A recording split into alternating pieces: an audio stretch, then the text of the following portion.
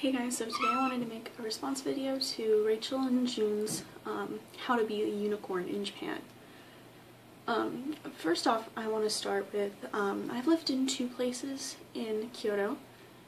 One was very, very central, so like my dorm was a couple blocks away from the Imperial Palace, and then like a 20-minute bike ride away from the Shijo Kawaramachi area.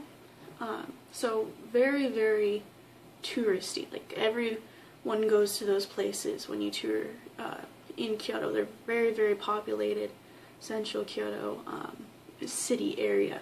So there's a lot of foreigners. There's also a lot more schools in the middle of there, so there's a lot of exchange students too. So I didn't really experience the unicorn effect last summer when I went to Doshisha. I did experience the unicorn effect, but not at the level of Rachel's video. Not until I moved to my new dorm here in the outskirts. So where my dorm is, it's in a very residential area. There's not much out here. Closest tourist attractions are Ashiyama, and that's like still quite a bit away. So there's really the only foreigners you see out here are the other students who live in this dorm.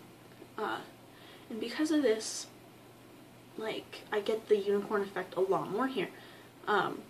So I kind of starting to feel what she was saying in that video, because at first I was like, oh, well, that's cool. I didn't really experience that. Maybe it's because she has red hair or something.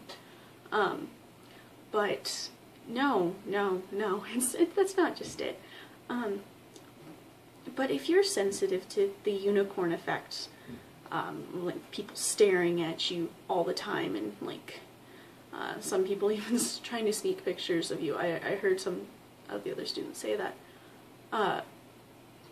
then you should probably choose either big cities or places with high tourism. So Tokyo, central Kyoto, Osaka would probably be good.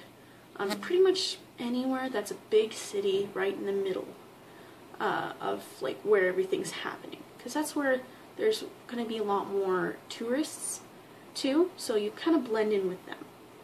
Now, so if you're kind of sensitive to people staring at you, I would recommend, if you have the choice, to choose a more foreigner-friendly city. Remember, we do make up less than 1% of the population in Japan, and that's not even including the and as a non-Asian foreigner, the population is even less than that. Like, even at my dorm, half of the exchange students are Chinese. So there's a lot of Asian foreigners too. So being Caucasian, or black, or native, or Arab, or whatever in Japan, you're going to stand out a lot. The best places to go are where there's more foreigners, because the more foreigners there are, the more the Japanese people in that area are desensitized to foreigners. So it won't be like seeing a unicorn, it'd be more like seeing another person. Like it's not as big of a deal. So choose wisely. Second part of this video, I want to talk about how I combat the unicorn effect. So what I do is, when I see someone staring at me, I don't look away out of like awkwardness, because I mean, someone's staring at you. A lot of times people tend to look away. No, I stare back at them. I look them dead in the eye, and I'm like, I see you staring at me. Are you going to continue to stare at me knowing that I see you staring at me? Usually at that point, about like 60% of people then look away, knowing that I know that they're staring at me. About 30% continue to stare on for a little while, and then there's the random couple people who consider that an invitation to talk.